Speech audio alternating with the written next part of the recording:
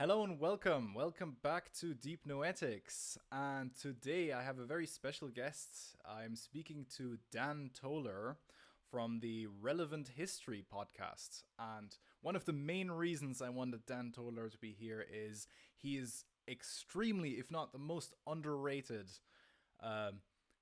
podcaster in when it comes to history that I've come across. And I fully mean it. I did spend some time looking for history podcast. I was specifically looking for something to listen to because I'm currently working through a world history book series, but I feel like it kind of sticks better if I have two kind of modal inputs, one reading and then kind of hearing the same stuff but in a different way, told via audio. And I was looking and I couldn't tell what I was looking for. I just would find podcasts and be like, nah, that's not it. That's not quite what I was looking for. And kept looking until I found your podcast, where I realized I was looking for relevant history. I was looking for what is relevant. And I'd like to welcome you, Dan, and please introduce yourself and let us know what makes history relevant and what makes historical events and people and whatever relevant. Well, that's a lot to cover. Hello, Sean. Thanks for the invite. I am Dan Toler, the host of the Relevant History podcast, but we won't talk about that anymore because Sean already gave me a fantastic introduction here. The thing I think that is most underappreciated about history and why it's relevant is that it teaches us about who we are as people. When I research and tell historical stories, because for me the fun of the show is 90% of it is the research and reading and learning for myself what I'm going to talk about.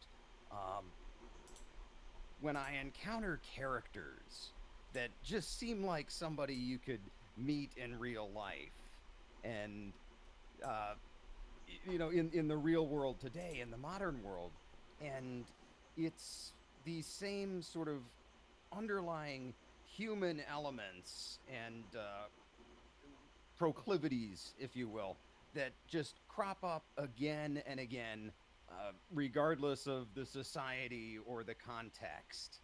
And that's what most fascinates me. Wow. Okay. So, would you say that there is such a thing as like historical archetypes? Are you in any way into the notion of archetypes, of there being like kind of recurring pattern, never recurring in the same way, but recurring in sort of something in a way that just exemplifies something deep about human nature, about our essence, so to say. Yeah, yeah, I do. I actually just finished a story arc. Well, it's been a couple months now, but feels like I just finished a story arc on the French Revolution and the Napoleonic era.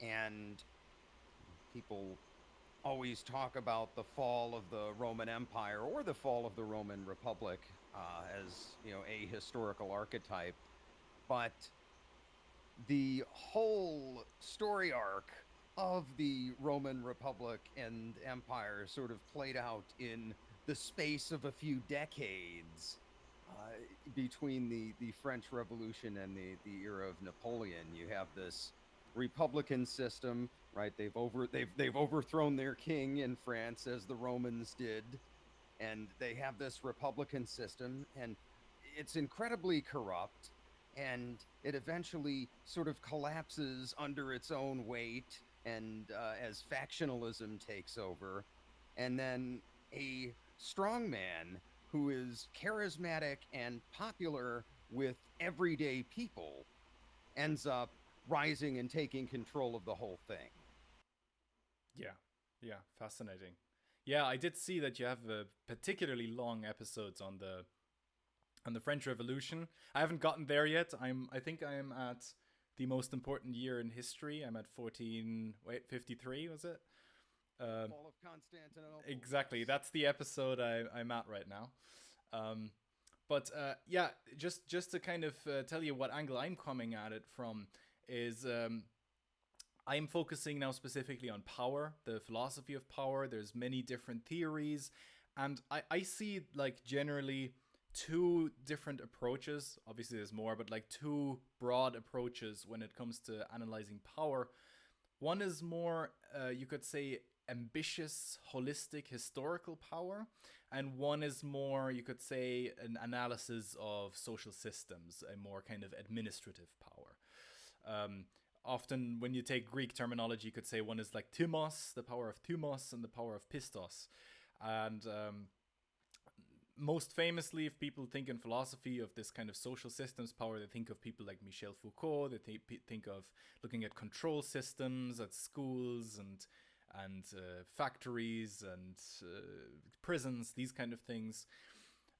Whereas if you look at Themos, if you look at ambitious power, that's a kind of different approach. It's not actually necessarily a scientific theory about power. It is more an observation of historical patterns, or you could say archetypes, when it comes to that. And there, I think history really is gives us a lot of deep insight. And what I find interesting is oftentimes this kind of historical power is understood as an analysis of elite power. It is there's this famous iron law of oligarchy, right? And it seems to me that it ties in very much with the notion of relevant history. It's like you necessarily focus on elites because you can't talk about everyone when you talk about history, right? Right. So that in that sense, I think that's where it really clicked with me. This notion of relevant history, because it's like, yeah, well, I mean, you could always develop more complex models that take everything into account, but if you want to, ever get done with an analysis of power, you have to kind of narrow it down to certain people. And so how would you conceptualize, as someone who's more focused on the historical lens, how would you understand power if if you were just forced to give a definition or the way an explanation for it?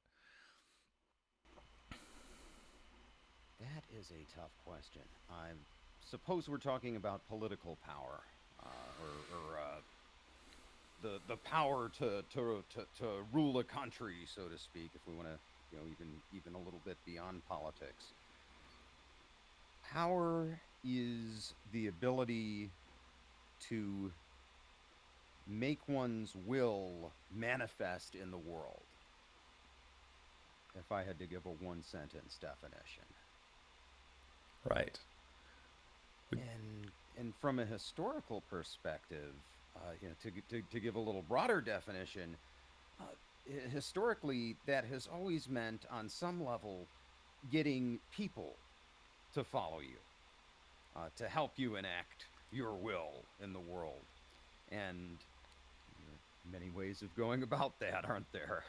Uh, Fear, you have people who inspire people, and not the same approach will not always work in different circumstances. Uh, you think of a time of crisis like the Justinian plague, and thank goodness for the Byzantines that they had somebody like Justinian on the throne at that time. I mean, things were pretty bad during the plague of Justinian, but not as bad as they could have been, because you had a decisive individual who was also very popular, so his dictates were followed. Had you had someone who, for example, I don't know, relied on bribery and lots of money to enact their will in the world, I don't know that the Byzantine Empire would have survived the reign of Justinian, Right. if that makes sense. You just asked as well whether I mean political power. What other forms of power would you think of? Like, do you mean like things like economic power or of that sort, or Yeah. what do you mean? Yeah, I mean, economic power, right? You have people who don't necessarily have any direct control over national policy, for example, but you know, Elon Musk is building rockets to space in a way that no government on Earth can. Right. I see. Um, Yeah. Yeah. and religious power too. I think somebody like whether it be the Dalai Lama or the Pope or somebody of that sort of stature can have the ability to create a movement or manifest their will in the world in some way without necessarily relying on any kind of state apparatus. Yeah. Yeah. That's interesting because you kind of naturally brought up the four networks that William Domhoff, a sociologist that studies power, identifies. He does speak of political, military, economic, and ideological power. I mean, in the sense, religious power would come under ideological power. Um, and yeah, I've never heard of him, so this is fascinating. Go on. yeah, yeah, exactly, yeah. So um, yeah, so that's kind of yeah, that's where it gets more complex, right? Because you're looking at different systems. It doesn't economic power, as you just said correctly, doesn't directly necessarily translate into political power or directly into all the other forms of power, but there is some correlation, right? They're not just kind of completely dissociated. Um, and yeah, it is kind of interesting to look at the intersections at where they are. You would say it in systems theory. You would call it structurally coupled rather than directly causally related. And what I found interesting is I was reading about the Crusades, and you can definitely tell me more about this than I know. I was reading about the Crusades and how uh, they abstained in the beginning from directly attacking the Fatimid Caliphate because the was it one of the some of the the Italian city states had important business relations with Egypt, if I remember correctly, right? And that really goes to show you have like an ideological power. You have this sort of holy land, the draw of the holy land. You've got the Christianity, you've got Islam, but at the same time, yeah, maybe let's not directly attack Egypt because we got some good deals with them going, or whoever. I don't know who was it, Florence or the Venetians, or who it was specifically. Um, I want to say it was the Venetians, but I may be wrong. yeah, So don't quote me. right, yeah, yeah. But like that's an interesting example right there, right? And I mean another one is where what kind of came through in what you said. It's like it's not necessarily a science. It's kind of an art. You have to inspire. You can inspire. You can invoke fear. There's many different ways of doing it, and a lot of it is contradictory. You may just change your methods throughout your time, or even a certain power structure may just be at times in direct contradiction. Like I find it fascinating when it comes to the Holy Roman Empire, where you had these conflicts between the emperor and the pope, both of which kind of, I mean, you kind of need both. You need the emperor to be an empire, and you need the pope to be holy, right? But still, they just really frequently just don't get along at all. you know that's really interesting for me there. No, or yeah, or for that matter, the empire and the or emperor and the imperial princes, right? Because the princes on the one hand benefit from the empire and the relative stability, and at the same time, each individual prince wants their personal power Right. or exceptions to the rule or what have you. Yeah, yeah, yeah. And also the nobility, right? The established class of people, of smaller landowners and all that have vested interest in retaining some power from the king or the emperor.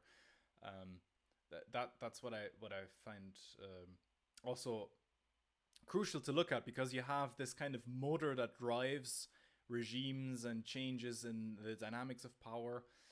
that is often driven by replacing elites with another elite, right? It's often, or like playing elites out against each other. Meet the new boss, same as the old boss. Yeah, yeah, that kind of thing. Yeah. So, please tell me then how, when one wants to study power in depth, how do you find out what is relevant to look at? How do you find the relevant actors? Usually, when I go about researching a story and uh, sort of writing an outline and figuring out not only what is important but also what's an interesting way to tell it. um, I'll start at the end, Mm-hmm. and this is what gets I think a lot of historians and history podcasters, including myself, in trouble. Is you start at the end, right? I wanted, when I set out on this season of the podcast, which is now like 65 episodes or something like that, I wanted to talk about the fragmentation of the old empires at the end of World War One, and the rise of nationalism, and how the entire history of the world, pretty much since 1914, has just been the fallout from World War One. I said, well, I want to talk about nationalism. Where should we Right. begin? And I ended up way back in the Roman Empire, talking about a bunch of Jewish rebels at Masada. Yeah, And true. Yeah. right, that's sort of the trap, because you start thinking, okay, well, event Z was caused by event Y, which was caused by event X. But I'm rambling a little to get back to your question about looking at finding out who's important and who is in power, or who more accurately has power, because the person who has power isn't always in power. Right. um, I look at the important events, what I consider important, which is not necessarily the flashiest events, and say, okay, well, who caused that, or who had the idea that caused that. Uh, One of the I did a piece on the American Revolution, a little 5 or 6 episode arc, and one of the people I talked a lot about that I'd never even learned about in high school history in the United States, no less, learning American history, was a fellow named John Dickinson. Okay. And he's one of the American founding fathers. And the reason most people, even most Americans, except for people who've studied these kinds of things, haven't heard of him, is because he was the guy at the Continental Congress when everybody decided to declare independence from the British. He said, wait a second, shouldn't we have a constitution first?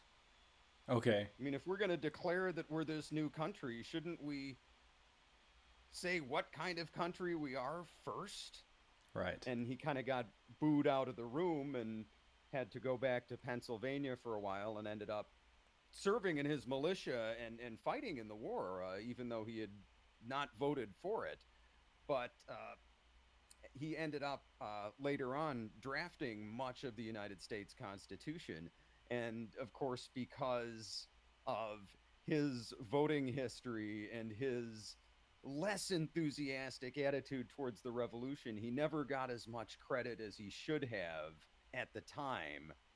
And that's kind of trickled down through all the historical retellings, where not a lot of people talk about John Dickinson anymore. But the United States would look a lot different if he hadn't been around. Right. Right. Interesting.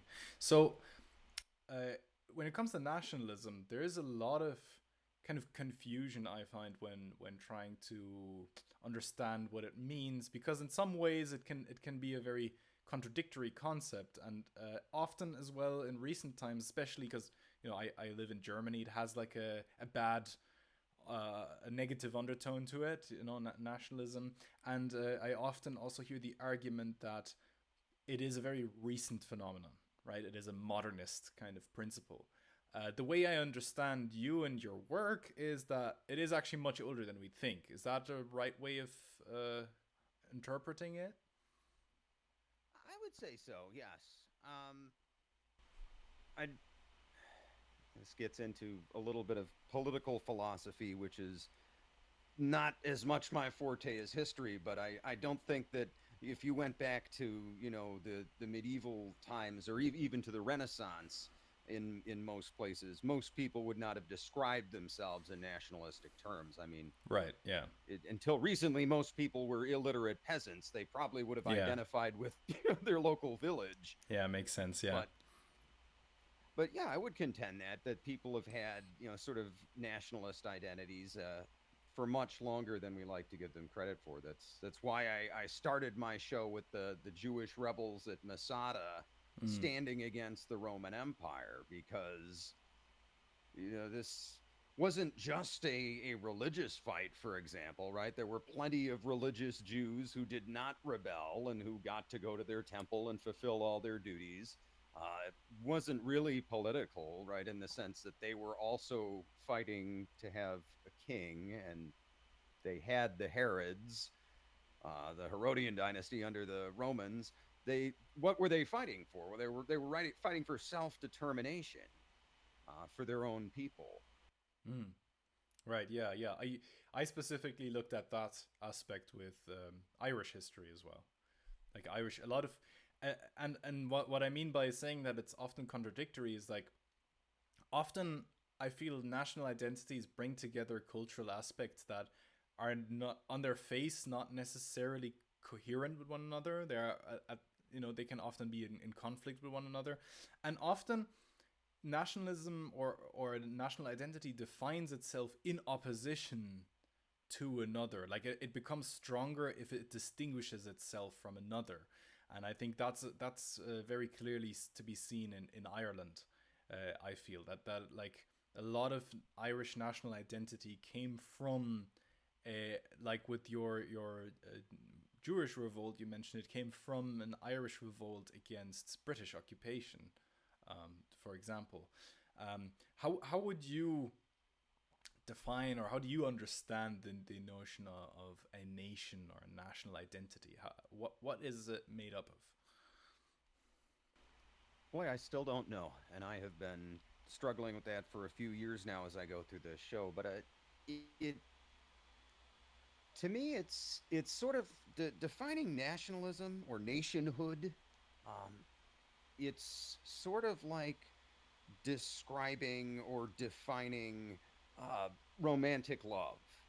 Okay, yeah. It's it's very difficult to define, but you know it when you see it. I would say it's a combination of different factors, and if people share enough in common across different axes, then they can be a nation. I think, language is a big thing. Mm. Obviously,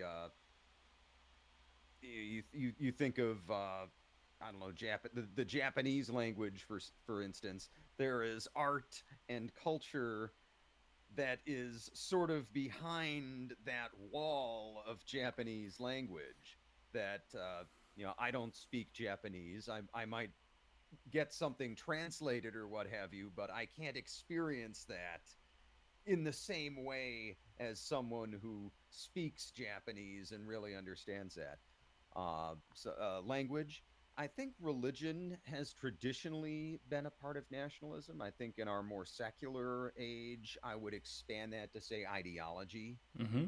Some broad agreement on, what we would call the good life, I guess. What is the good life? The great philosophical question. I think it really helps when people have at least similar answers to that. And then a shared history is important too, because it gives people an investment in whatever their institutions are. Um, Mm-hmm. I think of, and a good example with that would be, for example, the United States and the United Kingdom, both English speaking countries, broadly speaking, both, historically, majority Protestant countries, and, both with very similar legal traditions. I mean, as a matter of fact, the United States law, if there is no written law or case law about a particular matter, it still defaults to whatever was British common law in 1776. Oh, wow, okay. So we even have the same legal foundations to our system. So what's the difference?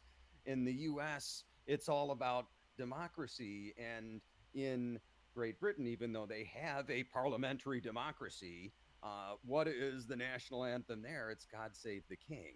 Right, right. Yeah, yeah, yeah. True. So I what I hear from that is that it is kind of a mix of subjective and objective elements, right? There's a kind of a mix, like you said, with the like romantic love. There's some sort of felt sense of identity, felt sense of community, of some relationship, you could say. But then there's also objective factors. There's a shared history. Perhaps you could say also in many ways shared heritage or geography. These kind of objective aspects to it. Um, yeah, and in that sense, it does make it a bit of a complex concept, a bit of a yeah, because if you want to argue for certain national principles,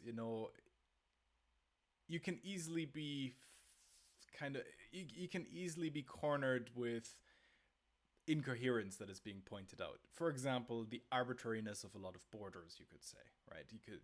That is a very common one. I suppose islands don't have that problem as much. There's a solid reason for some of the borders with islands, but if when it comes to Germany, especially, I think Germany is a prime example in Europe, where the one of the major issues was the fact that the borders are arbitrary, right? And so I think that is one of the fundamental weaknesses of nationalism, is that if you want to advocate for it rationally and rational debate and stuff, it is pretty easy to find contradictions, right? Yeah, absolutely. Um, especially what you brought up about borders, I think is very important. I mean, number one, you have nations, so to speak, that are not states. I think of, for example, the Kurdish people, Right. uh, Yeah. Yeah. similar language, culture, all that, but there's no Kurdistan is not an independent country. Um, The Pashtuns. My yeah, family from my mother's side are Pashtuns. right. And they Half in Pakistan, half in Afghanistan, but no country. yeah, yeah. So they kind of claimed Afghanistan, but that comes with its issues and its problems, right? No, no kidding. Yeah. Uh, but yeah, yeah, right. A common thing. Common. I mean, where I used to live up in New York, the Iroquois people, the Native Americans who lived in the area, are a nation, but they don't have a state or a passport or anything like that. Um, and then areas like Germany, where there's no well-defined borders. I mean, or you go back historically, there are pieces of ground that were part of Poland and part of Germany at one point, and at another point they were part of the Russian Empire. And there are people from all of those backgrounds in those areas. It's right. Any line on a map is going to arbitrarily leave some people on the quote unquote wrong side. Yeah, and it leads to, I would say, actually, you could say, national identity issues in Germany. I would argue that you have a bigger difficulty to find a middle ground between, you could say, like a radical drawing of borders, this kind of radical, Prussian imperial kind of radical setting of boundaries and borders, and then this kind of flux, this kind of softening up of identity. Germany today is in more of this softening up phase, where it's like people don't really put up the flag, people don't really want to define what it means to be German.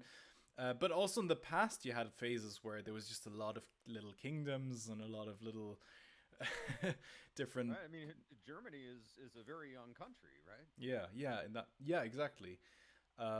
Kind of was late to the game for Western European standards with industrialization and all of these kind of quick ran through a lot of them.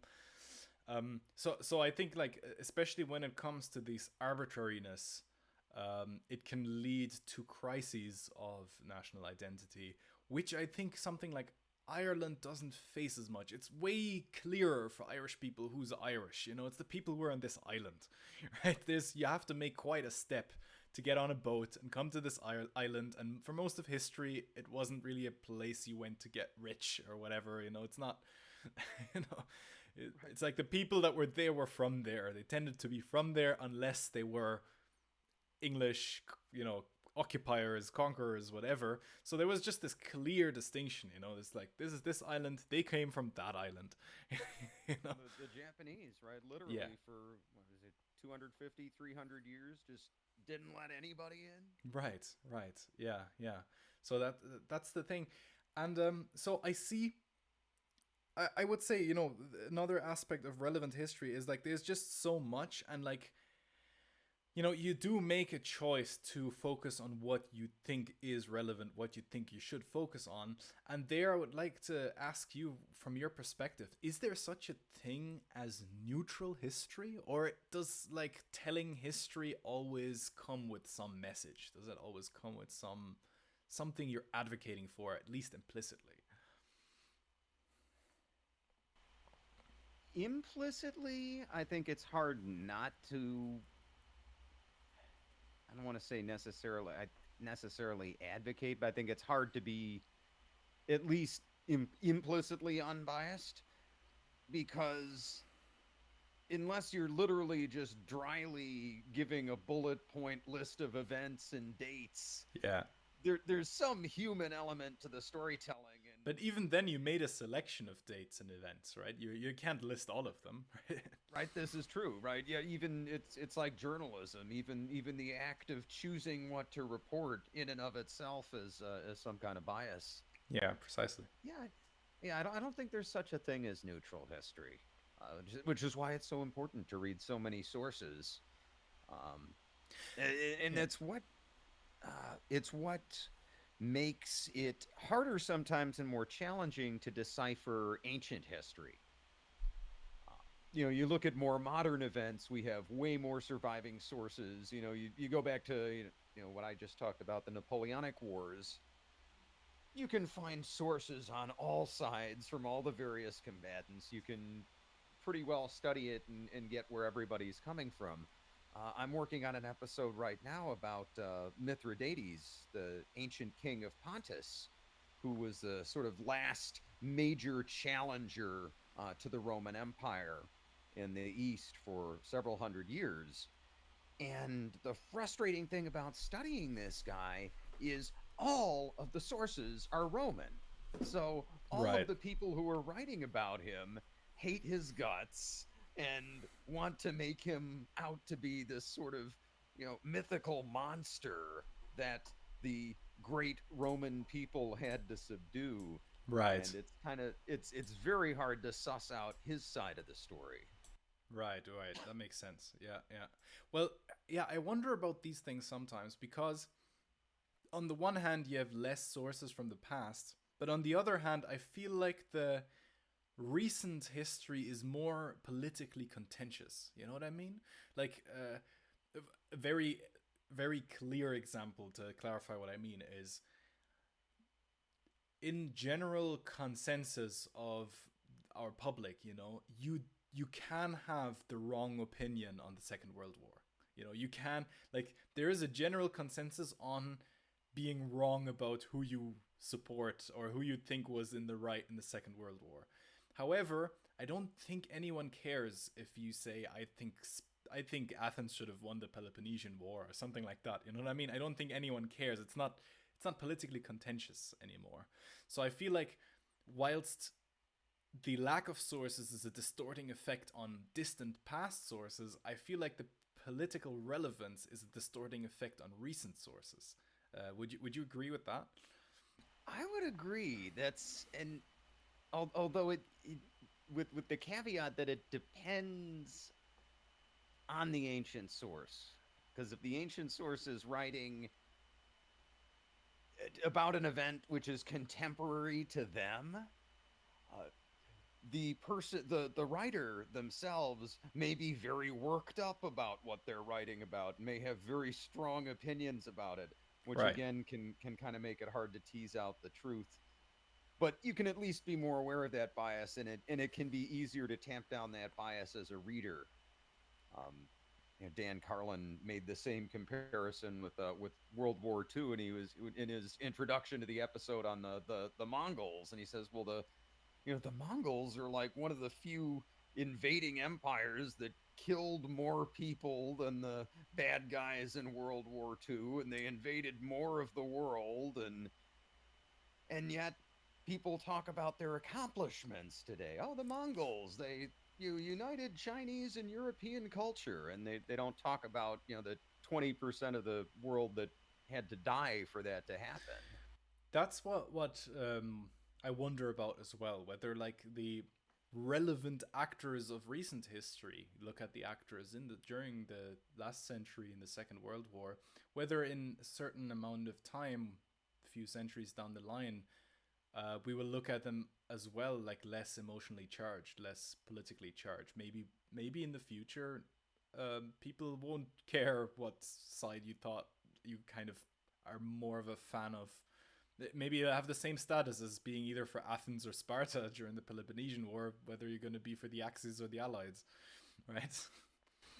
Well, yeah, it gets to the point where the disagreements and the issues of the war are just so distant that they're not relevant. And then on the human side, like thinking to World War II, I mean, my grandfather served in World War II.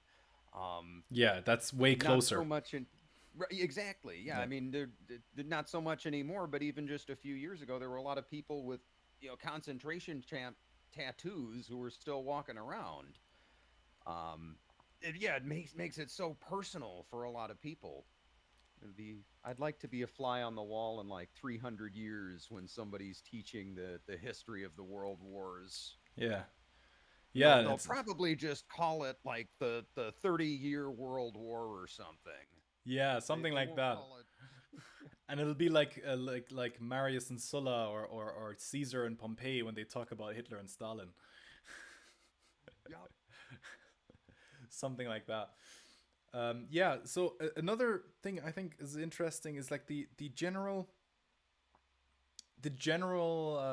Speaking of whether history can be neutral or not, or um, there is, I find, some general themes, or you could say archetypes, of how people tell history, and that is, on the one hand, a you could say a local or spatial kind of bias. You could say a lot of the sources I read focus a lot on Europe, right? And I do find it very refreshing that you had a series on the Sultanate of Delhi, which I found, especially for my mother's side of the history, Muhammad of Ghor, that's in today's Afghanistan and all that. That's super interesting. And then later, the Lodi dynasty even were Pashtuns, if I'm not mistaken.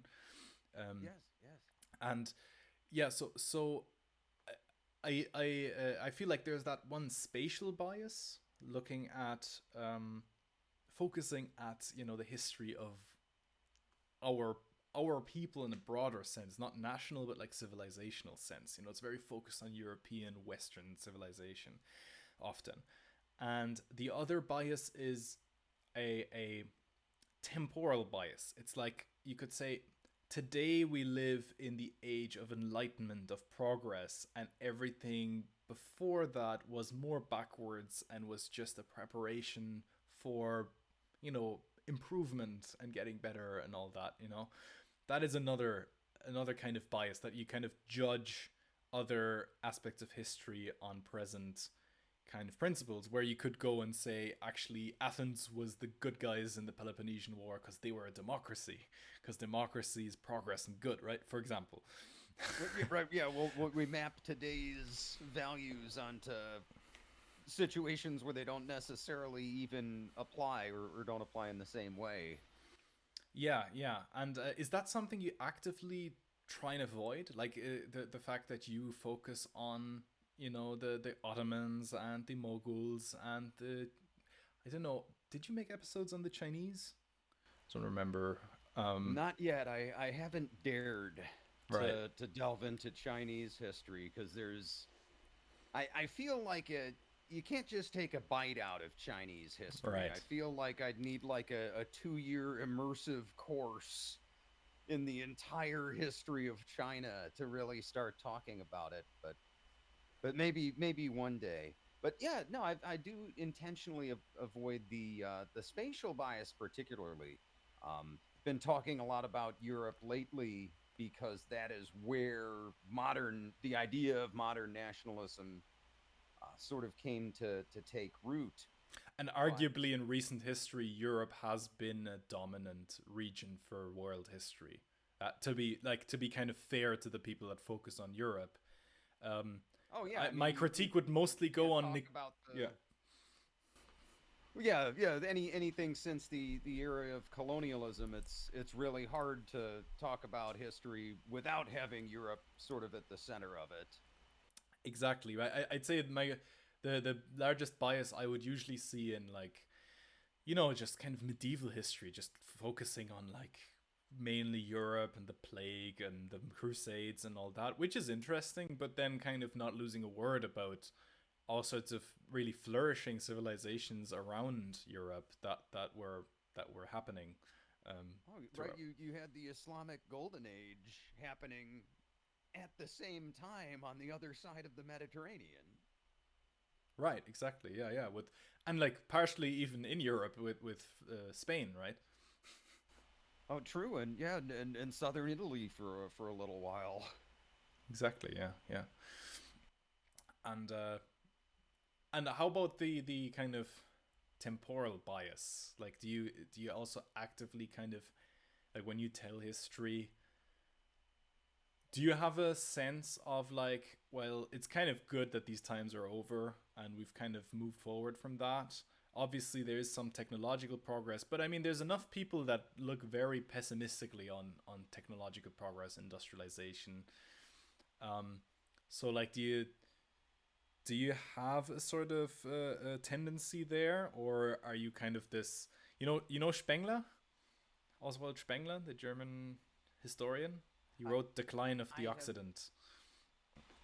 I have not read any of his work, and I'm embarrassed to say that. But I am familiar with Spangler broadly speaking. He would be a good example of, like, not, or like avoiding a kind of, you know bias towards optimism and towards judging the rest on today's morals, but rather just like a very, very, you could say, bleak, cyclical view where, empires, civilizations rise like a child grows up and they get old and die, and that's just what happens and will always happen, and there's that's the entire sense to it. Yeah, I actually did a whole episode about this called "The Perils of Presentism," Oh, talking about avoid why it's so important to avoid mapping present day values onto the past. And I think one of the examples I used, and I'm probably going to screw this up because it's been like 2 years since I recorded this, but I want to say that one of the things I talked about was the existence of slavery. And, obviously it's bad, but, uh, particularly from an American perspective, we think of slavery in a particular context in the way it was practiced in our country. Right, so we think of chattel slavery, where the slave is literally considered property, where they can be right. beaten and abused, and et cetera, et cetera, et cetera. And we don't think of slavery in the Roman Empire, which was Yeah, yeah. egalitarian. Anybody could get into debt and become a slave. It could happen Right. to I see. anybody. Yeah, yeah, yeah. But I would say that would be one example of where it's important to kind of put on that ancient world hat Hmm.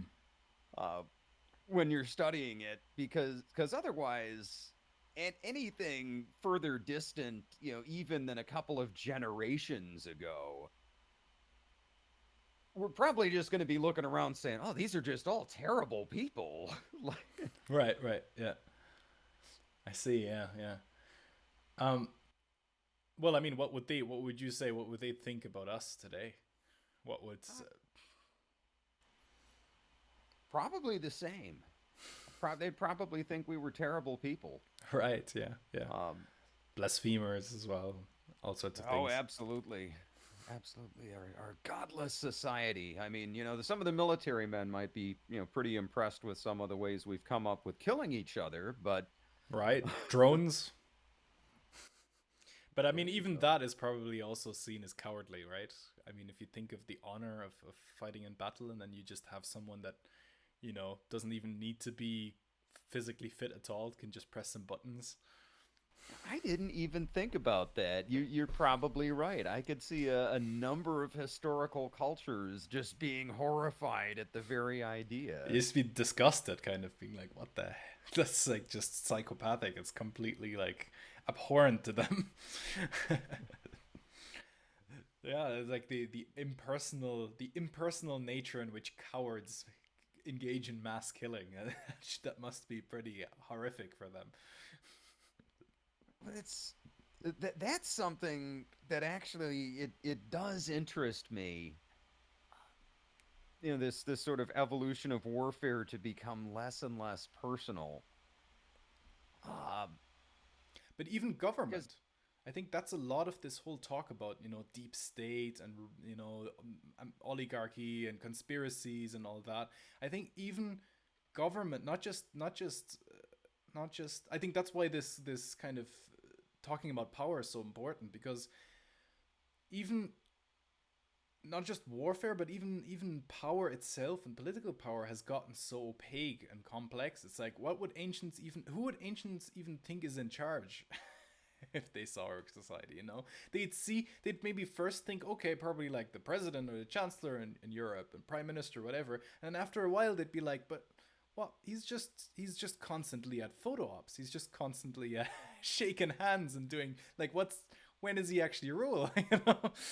It's like, but no, no, absolutely. I think part of it is the growth in population. I mean, even just compared to the early 20th century, I think we crossed the 1 billion mark as a species around the beginning of the 20th century. Now we're at 8 billion. How big can just thinking of a democratic system here, how big can a democratic system get before it starts to feel impersonal? Before my vote is just so diluted by the millions and millions and millions of other people that I just feel disconnected. And then to your point about it, being opaque, even for the people in power, I think they often become disconnected. I was talking, uh, a few years ago, to someone who had been an aide when she was in college for a U.S. senator, okay, and he was a older, established statesman. He'd served a few terms. He was a major figure in U.S. politics. And she said he had no idea of anything he was voting on. He let his aides handle all that. And his job was to show up for votes.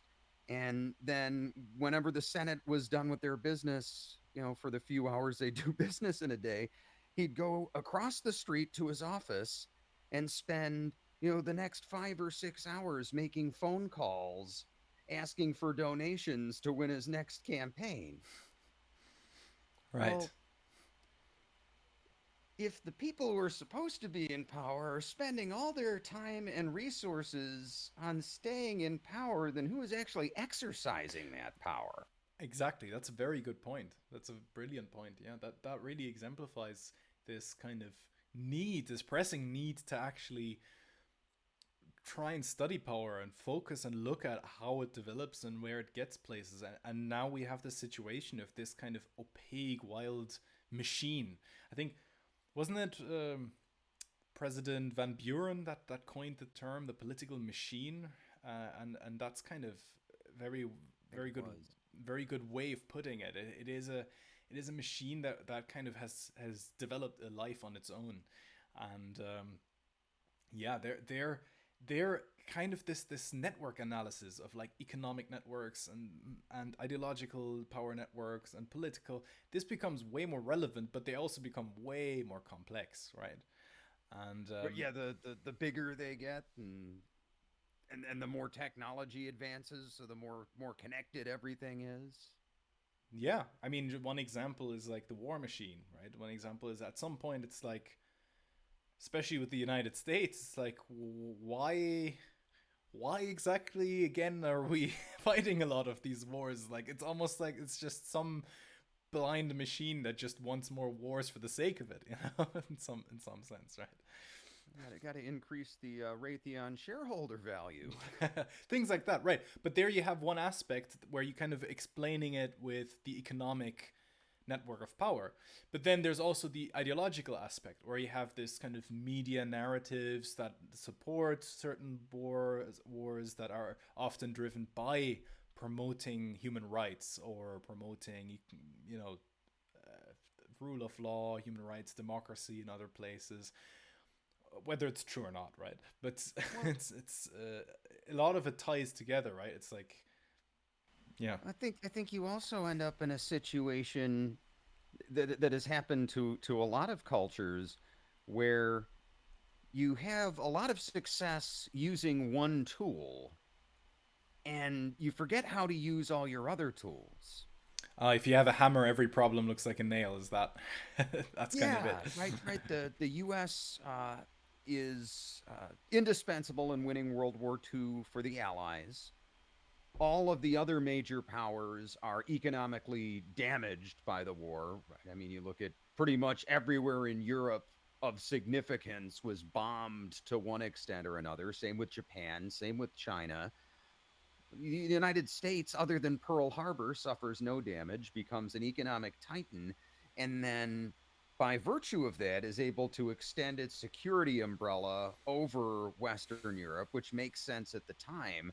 But you have this period of how long was the Cold War? Like 45, 46 years, where the US is basically using the military as its primary tool, right? Whether to encourage allies, hey, don't worry about X, Y, or Z problem, we got your back, or to go after opposition of one kind or another.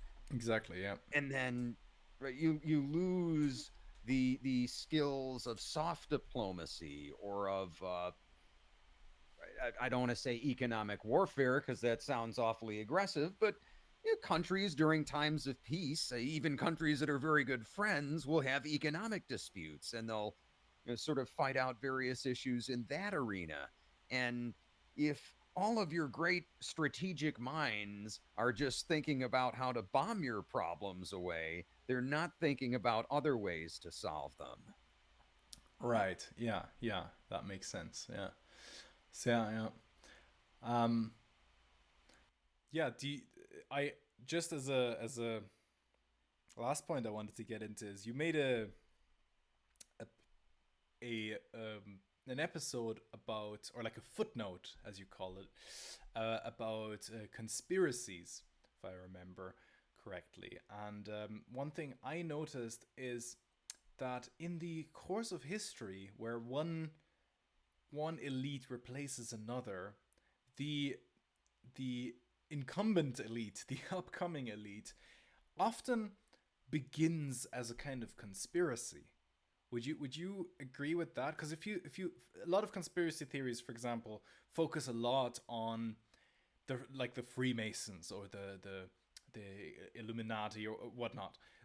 But to some extent, for the given time, there is an aspect of truth to it, right? They for a certain time they were secret organizations that exerted certain power and were conspiring to replace an old power structure, right? Absolutely, absolutely. Just to talk about, you brought up the Masons. Pretty much everybody involved in the French Revolution was a Freemason. I mean, Right, and as well granted, if you USA as well, right? went to an upper class, what was that? In U.S. the as well, yeah, yeah, yeah. yeah, absolutely. I think what our first 6 or 7 presidents were all Freemasons. I don't know if Jackson was. He might have been the first who wasn't. But yeah, yeah. Again, right? There's a a secret society. I don't know how secret you can call it when that many people are members, but an organization exerting power. Uh, but ancient times, right? You had the first Roman triumvirate, uh, Caesar, Pompey, and Crassus. And that was a conspiracy between those 3 guys to stay in power. Nobody ever declared a triumvirate or advertised it. They just kind of made sure that at any given time, at least one of them was consul and they had control over the other consul. Yeah, again, conspiracy of sorts. Lenin gets the Germans sneak him into the Soviet Union, or they sneak him into Russia and turn it into the Soviet Union. Mm. Yeah, I think you're very right. Yeah, what I think is the kind of tightrope you have to walk when you try and analyze power elites is kind of, on the one end you have the conspiracy, not a, but you've got the conspiracy that's been the same people always throughout history, always in the shadows, and just purely continuing to subvert and rule from behind, from the background. And on the other end you have like nothing has anything to do with anything, right? It was just people that just happen to be there, and they all kind of have their own personal individual interests, and that's it. And right, the truth is probably in the middle, right? And it kind of, the difficulty is to grasp, to find the middle there. And that's kind of where it gets tricky. And I would say, um I would say though, that conspiracies can flourish, if obviously if they're not discovered easily. And so I would say the reason, a good breeding ground for a lot of conspiracy theories is if the power structure is specifically opaque, where it is actually not easy to find a conspiracy if there was one. It's not easy to directly expose it if there was one, because it has become so complex and opaque. And I think that is which um, what really carries this kind of very persuasive um, um, mode of thinking when trying to understand power, especially today. That people would come up with conspiratorial ideas, because to some extent they actually do offer kind of useful explanations, right? you know. Well, it could almost be less terrifying to think that there's some shadowy group in charge of everything, even if they're out to get you. Um, that can even still be, I think, less terrifying than the idea that things are just purely random. Yeah. Like we had in Baltimore, a few hours south of me here in the U.S., we had a bridge collapse about a month ago. Yeah. A major bridge. A few people, unfortunately, were killed, and it's going to knock out a major highway for a few years. And there were all kinds of conspiracy theories going around about it. And of course, it was completely silly. I mean, it was a cargo ship that lost power and drifted into one of the bridge supports and brought the whole thing down. But I can understand in a way thinking, well, it's less scary if you think that the Chinese or whoever attacked the bridge in Baltimore for some reason and made it collapse than that, wow, something as big as a cargo ship can just randomly fail and smack into a bridge. And if you're driving on that bridge at the moment, well, you're taking a plunge into the river. Right. Uh, Nobody wants to think that. Yeah, yeah, that's interesting. Yeah. Yeah. Do you have anything you want to discuss? I've hit you with a lot of questions. Is there anything you thought that was important to add to what we've been talking about? No, I think this has been a fascinating conversation. It's been a pleasure talking to you. Just give a quick shout out one more time. My podcast name is Relevant History. I'm Dan Toler, and boy, it's been a real pleasure, Sean. Thanks so much for having me on. Yeah, I can second that. Definitely recommend everyone to check out Relevant History. I've been binging it, and I intend to continue. Trying to keep it up with my reading as well. The times I'm at in my history, always following it up with one of your podcasts. Definitely recommend. And yeah, thanks so much for joining me today, Dan. And hopefully we get to speak again and go deeper into the machinations of power throughout history. I look forward to it.